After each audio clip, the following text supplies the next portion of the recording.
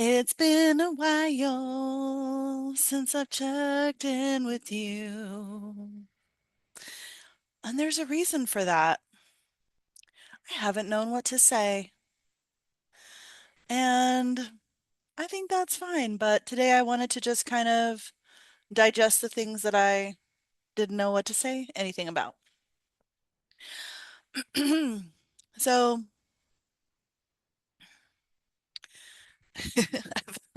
uh, this happens often where I have a flood of thoughts that are trying to come through the same door. It has been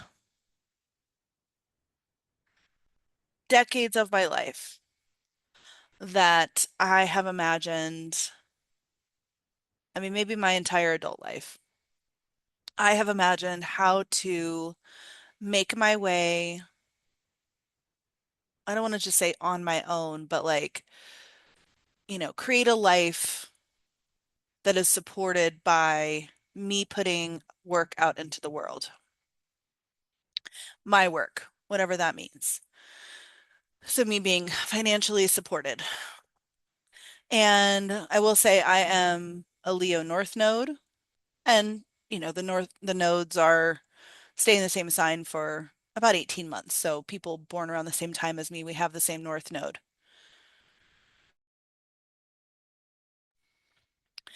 But that means like creating our own way. And then it's in my ninth house. So that's in the realm of philosophy, travel, exploration, naturally ruled by Sagittarius. And so that's in me. And one of the other thoughts that goes along with this that I think of that it's a, like, I've talked about this before where I'll hear other people's voices like questioning my statement. And, I hear a voice that's like, well, it's just because you were born in capitalist America or something. And, maybe that gives me like an extra slant in that direction, but it feels like an innate part of me where I'm like, what I do in my purpose like also supports me. Like that feels it's a drive that I've always had.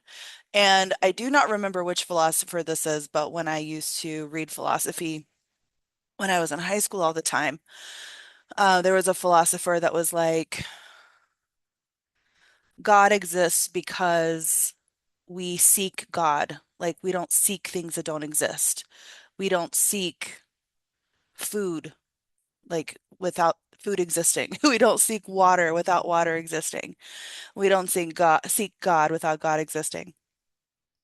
And if you wanted to follow that philosophy through into what I'm saying, like I have always sought bringing my work into the world and it's supporting me. And therefore, I believe that trajectory exists. So, feel a little emotional saying that actually. So that's in me. And I don't want to say had, like it doesn't exist anymore, but I have had a body of work that is reliable and does work. And I developed it like in the incarnation that it has been in for a couple years. I developed that incarnation in 2024.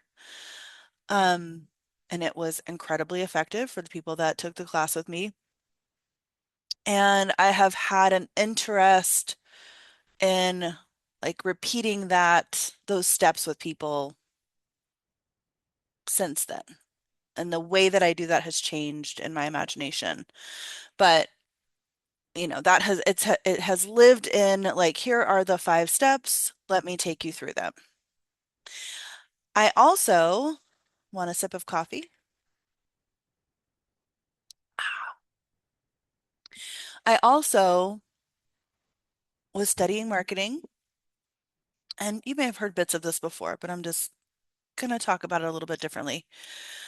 So I also was studying marketing in 2024, and I got incredibly familiar with like how to write copy, how to write content.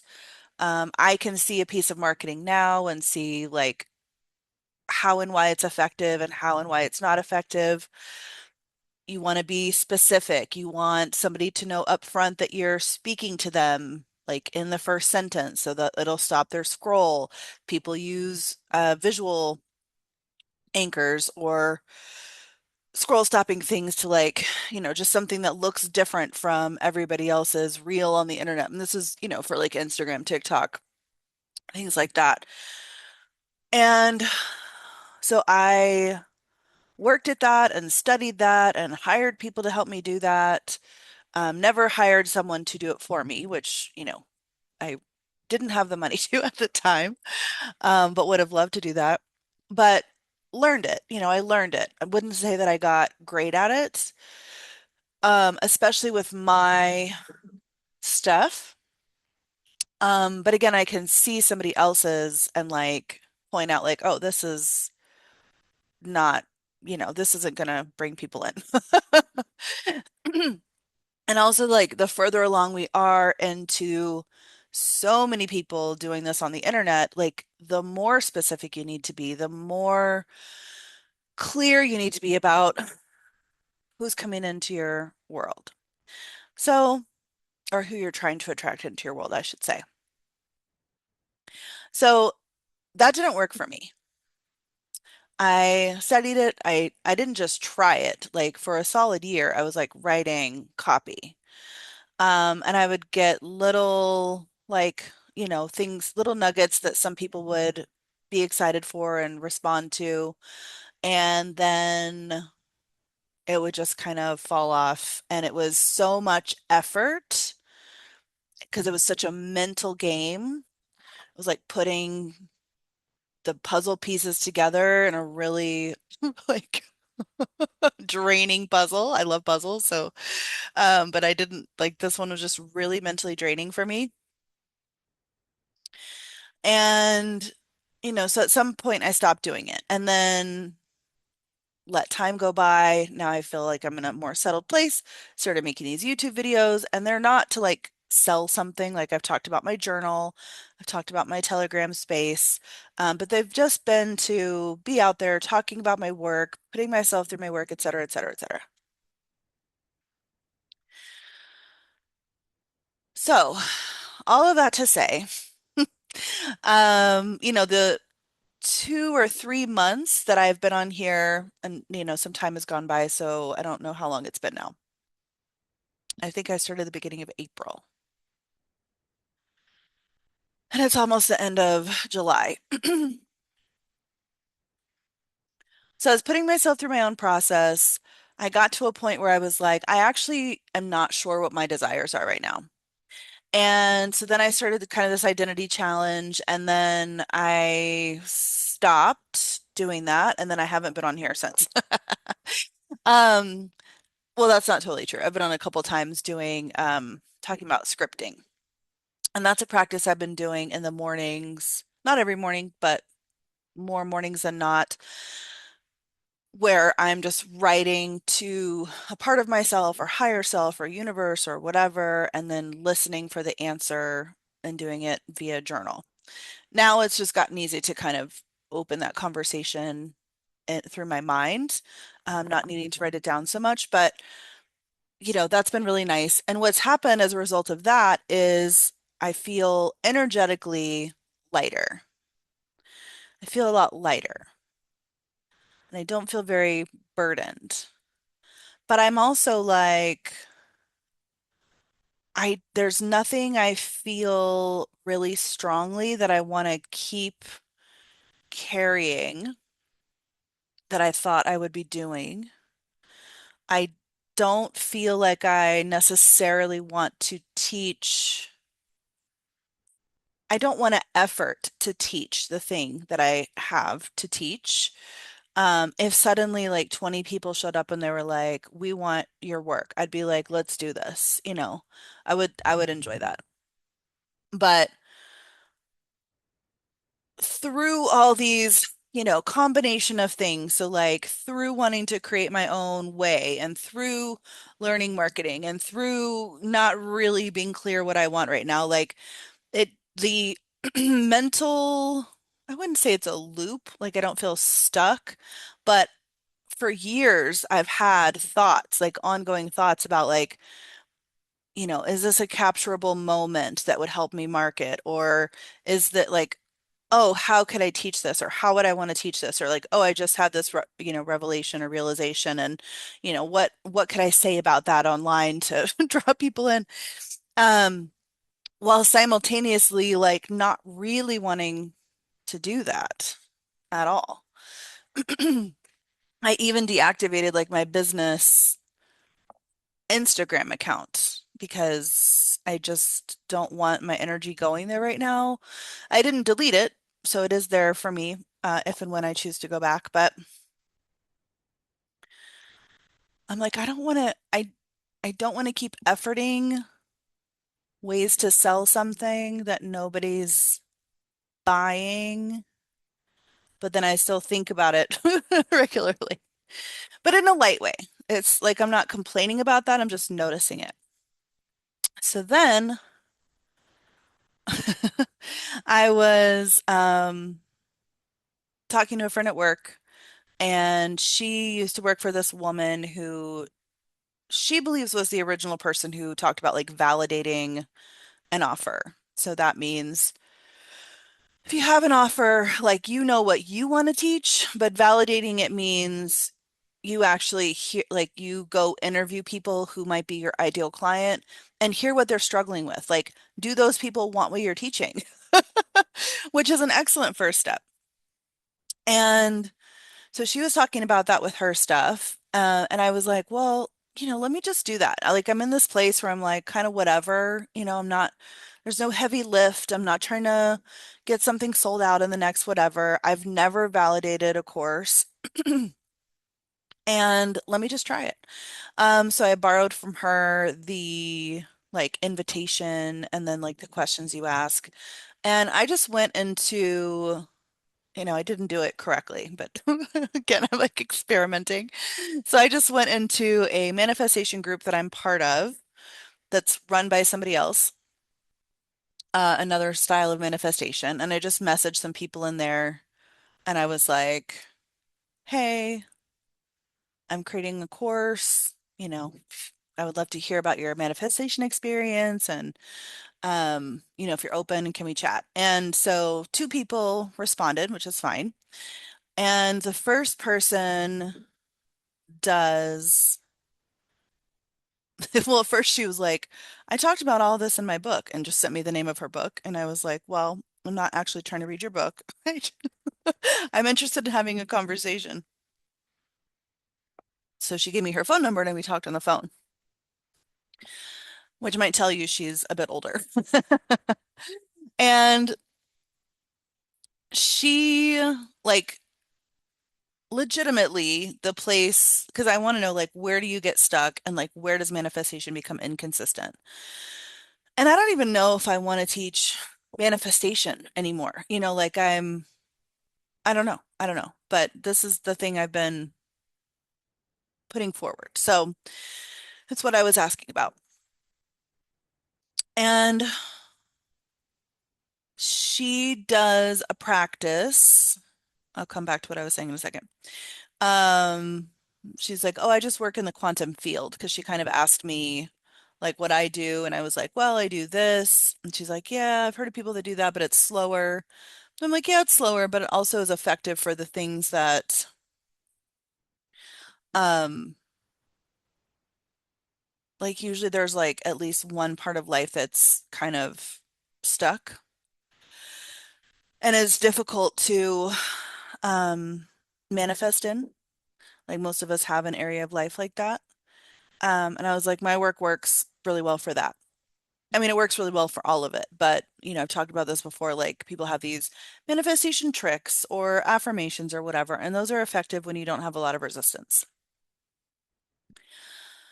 My work works with resistance.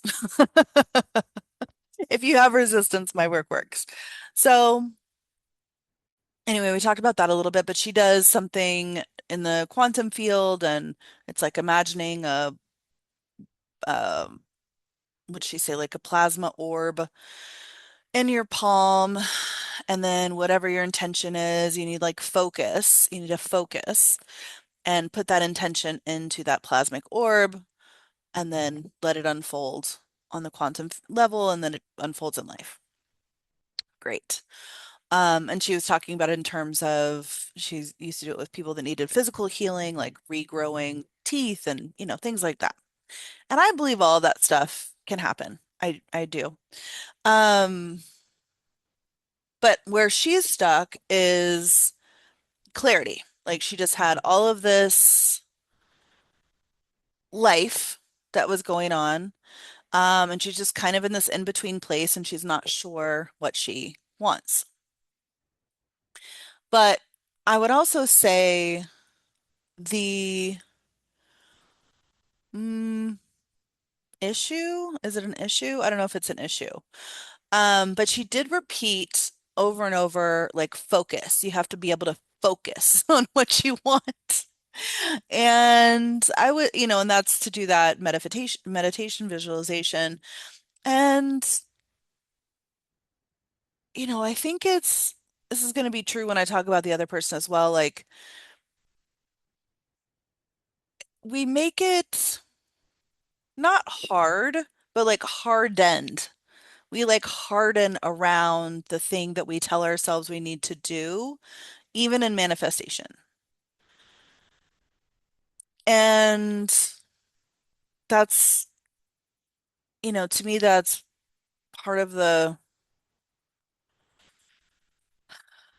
poison. I don't know what, to me, that's part of the poison that we're fed. Like when we come into, I mean, this culture, I guess, I don't know.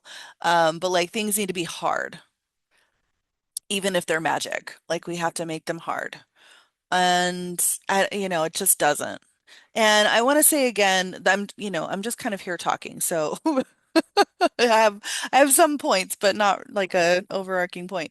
But the work that I do, the work that I know, the work that I guide people through,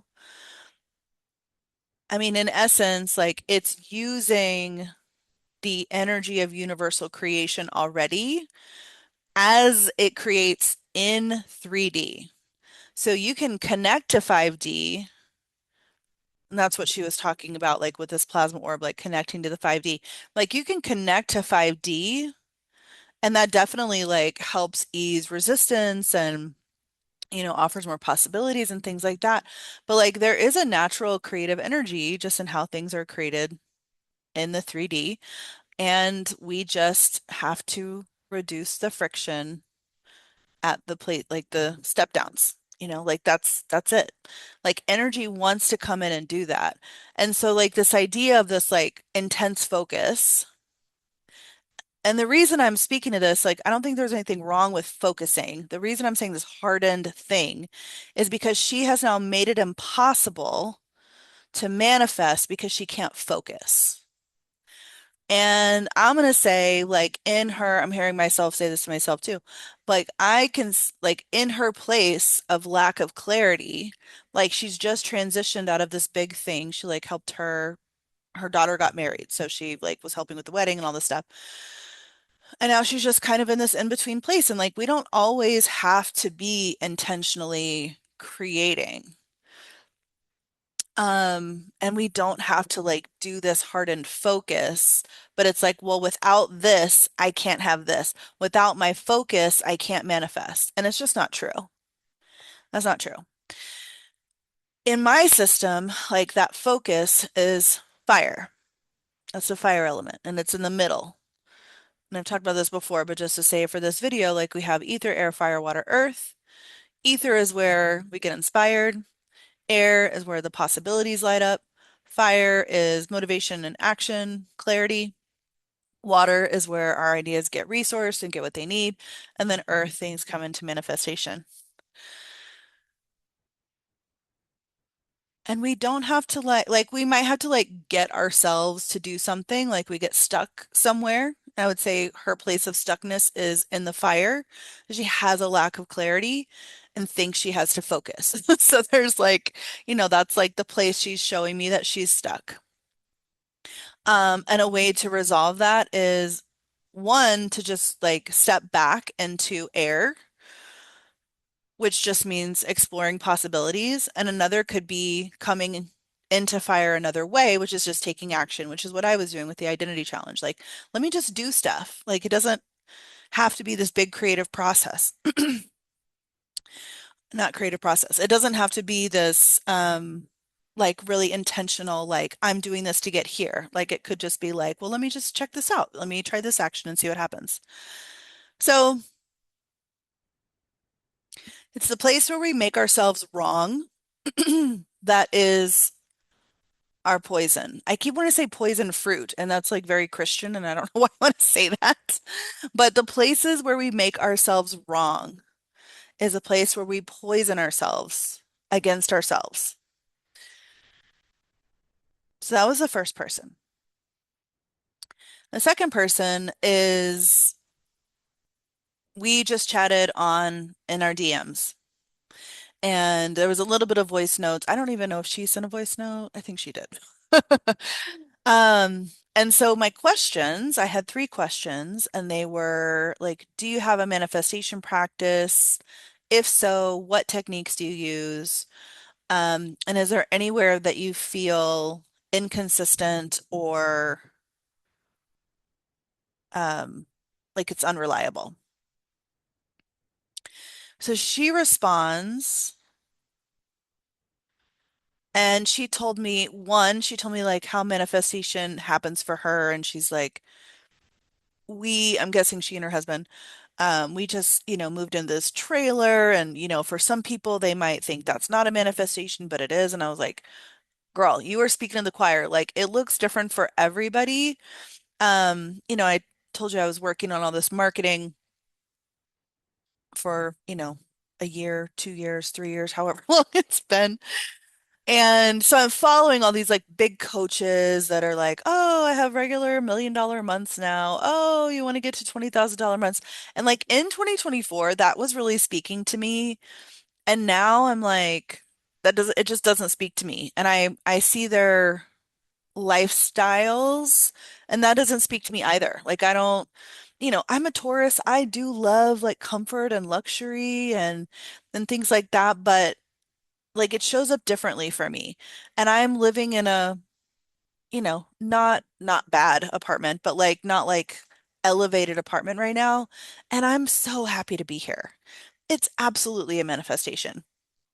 Um, it gives me the opportunity to feel one impermanent here, which is something that I want, while also feeling held and like there's a lot of light and there's trees and like it's a manifestation. It's not the multi-million dollar home that I see some people do or whatever. Like this woman's trailer, of course it's a manifestation. Like that's great. If you've been wanting a trailer, and I would move into a trailer, I would. I used to have so much judgment about trailers when I was a kid. And now I'm like, I love the idea of low overhead. I love the idea of low overhead, like truly. So anyway, so she was kind of defending her manifestations, and I was saying, girl, you don't have to defend these. Like, good job. So that was the first bit. And then she launched into the things that she does, and they're all in ether. So she was talking about the elements. So ether's like the realm of inspiration, it's the realm of sound, it's space. And so she was saying, oh, I keep high vibe. And so she's telling me about the binaural beats that she listens to, and the singing bowls, and the mantras that she does, and like all of these are ether. Like all of these are like ways to connect to spirit. Ether is the closest to spirit. Cool. And so then I re-asked, so is there anything you find, inconsistent or challenging? So then she starts listing even more things that she does. So she's not answering my question. And this is another place where we make ourselves wrong. And the manifestation world supports us making ourselves wrong in this, which is if I'm not high vibe, I can't manifest. So the first one is if I can't focus, I can't manifest. And this one is if I'm not high vibe, I can't manifest. And being in ether, being in like connection to spirit, being in space, being in like sound is a lovely, lovely, lovely, lovely thing. But you're going to get a lot more done on the earth plane in action than you are in prayer, than you are in mantra, than you are in listening to binaural beats. And if you've heard me talk before, you know that to me, action is best done in the energy of the thing you're trying to call in. So it's not necessarily like, I'm talking about trying to do this fucking marketing in 2024, and like that was a plod. That was so much effort. And it wasn't it. And I was not, every time I did it, I was not in the energy of what I wanted to bring in. I was not in the energy of what I wanted to bring in. And it sucked. So I don't mean that kind of 3D, but like we're in the world. I am all for quantum. I am all for 5D. I am all for magic. I am all for shit like just miraculously showing up. And I mean, obviously I wouldn't have been in this world for so long if I didn't believe in all of that and didn't agree with all of that. And also being stuck in ether, just trying to maintain high vibes all the time is a waste of time. Okay. It's a waste of time. You are missing your power. Your power lives on the earth. You are in a body. You have emotions. You have your voice. You can ask for things. You can do shit. You can move your body around. And all of that has more potency than just doing a mantra over and over and over again. I knew this woman. So, okay. I asked her because she wasn't answering me. She wasn't telling me what was wrong. So I just said, "Are you saying that where your challenge is maintaining high vibes?" And she said, "Yes." And I said, "Okay." And then I had some kind of follow-up question, and she said she has like some physical disabilities that keep her challenged and it's difficult for her to maintain high vibe. So again, we make ourselves wrong. We think I can't manifest if I'm not high vibe. If I'm not high vibe because I'm literally challenged in the world, that means I won't be able to manifest.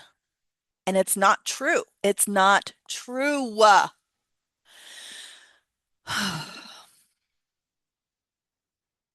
So I used to know this woman, and she was like, to her, Abraham Hicks was like religion. And it drove me nuts for all these reasons that I'm saying right now. Because, and I mean, I like listening to Abraham Hicks to get into a good like mind space. I'm like, okay, yeah, that's helpful. But then you have to fucking do something with that. Do something with it. Do something with it. So we were paddleboarding one time, and her, it's not her husband, but they had been married before, got divorced, got back together, had been living together. I think their relationship spanned a couple decades. So they're living together at the time that we're having this conversation. And he drives her nuts. He is not helpful around the house. Um, I can't even remember exactly what he would do or not do. He was like incredibly negative, just somebody who's always complaining. By the way, that first woman I talked to on the phone, I just always think this is so funny. Like, she's just bitching, bitching and bitching and bitching about how things were and how things are. And I'm like, I'm not into this bitch fest. Anyways, So this woman's husband, he would complain all the time. So just like basically make the home environment. He wasn't like abusive or anything like that, but just made the home environment really uncomfortable to be in, toxic, all these things. And so this woman, this is, somebody I know, um, who believes Abraham Hicks is the religion. And she's like, I just can't, you know, I haven't been able to maintain high vibe enough. Like, is it that he's actually this way, or is it that I see him, in a negative light, so he's showing up in a negative light? And I'm like, to me, just completely delusional. And trust me, I love being delusional. You have to be delusional to like manifest shit. But this was like her answer to herself was, I need to meditate more every morning and then he'll change. And I'm like, that's crazy. Like, what are you talking about? This has been 20 years and you think all you need to do is meditate and he'll change. How about you tell him whatever the thing is? Like, you tell him his complaints are unacceptable. You tell him you want to crawl out of your skin when he opens his mouth in the morning because you know he's going to be bitching about something and bringing the mood in the house down. How about you leave? How about you spend a couple nights in a hotel and see how, like just meditating more is not the answer. Um, like having a boundary, having a conversation, doing something in a 3D plane and owning your fucking experience. Owning your experience. This is the thing that I'm getting deeper here. Into my own my own experience of this. This is the thing that makes me so mad about these manifestation things. Like they're like just bypass your experience, bypass your experience, don't own your experience. And I'm like, no, owning your experience, that's where you get your power. That's where you gain your power. Like all that fear that it takes to initiate a conversation with somebody, an uncomfortable conversation, all of that fear is so much power. Like you're shaking beforehand. Like this is what's living in your nervous system that you don't have access to when you're like, let me just meditate this away. Let me just pretend this doesn't exist and it'll get better. And guess what? It doesn't. It doesn't get better. I'm not into that type of delusion. Like I've seen this not change for 20 years, but I'm going to keep pretending it's going to change by me doing the same thing that I've always done. That ain't it, y'all. That is not it. That's, Einstein's quote about insanity. Okay.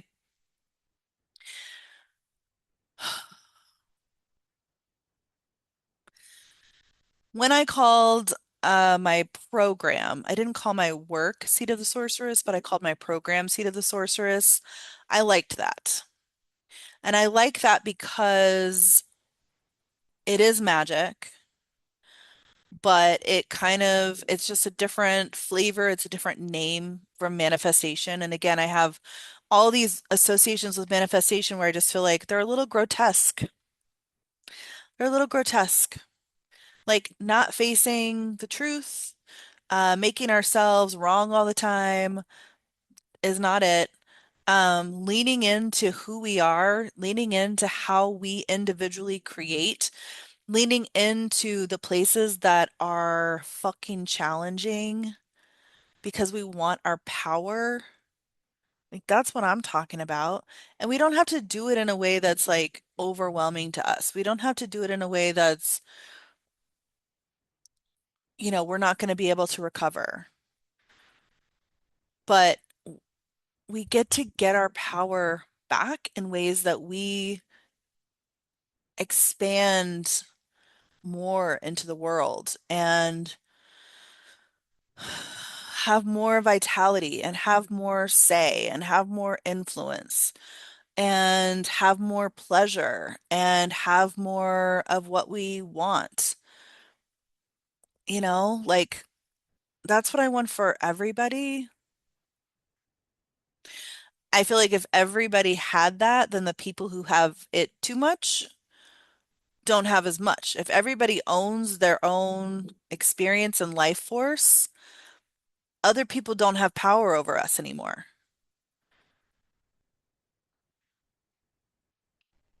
I've also been thinking about doing, and this is like with nobody's asking me for this. So that's why another reason I'm not um like putting these things together. Nobody's asking me for it, but classes around like different ways of relating. Like it could be a romantic relationship. That's not really my thing. But like how to ask for what you want, how to get what you want, like influence, um, things like that, like how to say no, how to receive no, how to um and to me it's just all the energetics. Like I love teaching the energetics, but I love teaching them in a somatically understood way. I miss creating in that way. I have ways that I create, but I miss creating in classrooms and creating exercises and teachings and things like that, adjusting to meet a moment. So these are all the thoughts about my work. And even while thinking them, feeling them, again, this is like the most I've kind of thought and talked and felt about them for a while because I have been feeling that energetic lightness.